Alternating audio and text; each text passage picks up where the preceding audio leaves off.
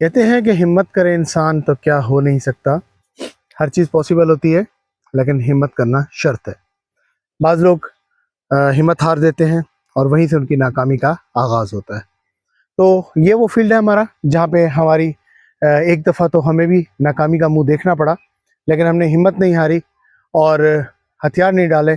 और अल्हम्दुलिल्लाह आज इस वक्त मेरे पीछे आप पोजीशन देख रहे हैं कि फसल कुछ दिल बंधवाती है, कुछ हौसला दिलाती है और कुछ उम्मीद भी दिलाती है कि इंशाअल्लाह बेहतरी की तरफ हमारा सफ़र चल पड़ा है। तो खैर इस वक्त हम अपने फील्ड में मौजूद हैं जहाँ PQN के यानी कि पायदार कुदरती निज़ाम काश्तकारी के तहत काश्तकारी करते हैं।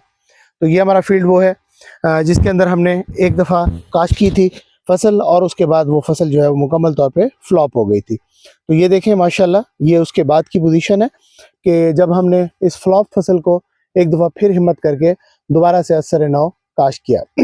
तो इस वक्त हमारे पास, मैंने पहले भी एक दफ़ा इसकी वीडियो लगा चुका हूँ कि उस वक्त ये पोजीशन थी हमारी कि हमारे पास दो ही रास्ते थे, या तो हम हिम्मत हार के घर बैठ जाते, या फिर दूसरी सूरत ये थी कि हम इसको रिकल्टिवेट करते ज़मीन को, और रिकल्टिवेट करने के बाद जो है ना इसके अंदर से दोबारा से हम सोइंग करते।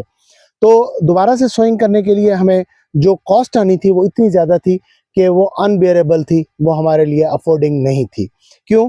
क्योंकि हमारे ये जो रकबे हैं इंतहाई कलरट है, इंतहाई कमज़ोर रकबे हैं, और इसके अंदर जो नहरी पानी है वो भी हमारे पास मौजूद नहीं है। ट्यूबवेल के ऊपर डिपेंडेंट है, ट्यूबवेल का पानी भी अच्छा नहीं है। इस वजह से इन रकबों की जो हालत है वो इंतहाई कमज़ोर हालत है। तो इसी वजह से हमने ये डिसीजन किया कि हम इसको दोबारा से रिकल्टिवेट नहीं करते, बल्कि हमने इसके ऊपर एक और तजर्बा किया। जिस वक्त हमने ये रेस बेड के ऊपर ये फसल एक दफ़ा काश्त कर ली थी, और उसके बाद जब ये फसल नहीं उगी तो उसके बाद हमने इसको छोड़ दिया कुछ अरसे के लिए। तकरीबन 15 से 20 दिन के बाद ये ज़मीन जो है वो खुद ब खुद फटना शुरू हो गई, यानी इसके अंदर दरारें पड़ना शुरू हो गई। जो ही इसके अंदर दरारें पड़ी उसके बाद हमने इसको दोबारा से पानी लगाया वाटर चैनल के अंदर।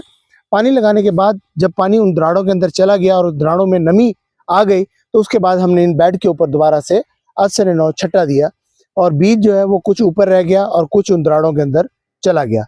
जो ऊपर रह गया वो परिंदे चुग गए या कीड़े मकोड़े खा गए, जो दरारों के अंदर गया वो जनाब उग गया।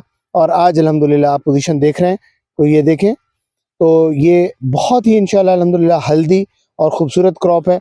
अगर करीब से दिखाएं तो इसके पत्ते की शाइनिंग देखें, पत्ते का साइज़ देखें, और अल्हम्दुलिल्लाह इस वक्त तक ये ज़ीरो इनपुट के साथ तैयार हो रही है।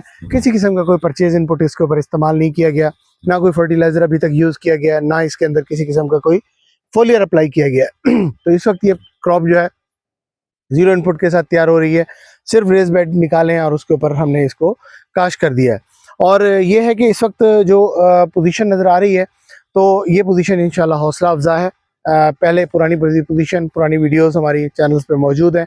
अगर उनको आप देखेंगे तो आपको अंदाज़ा होगा कि ये चीज़ बज़ाहिर नामुमकिन थी, जिसको अल्लाह ताला ने अपने फजल से हमें मुमकिन कर दिखाया है अल्हम्दुलिल्लाह।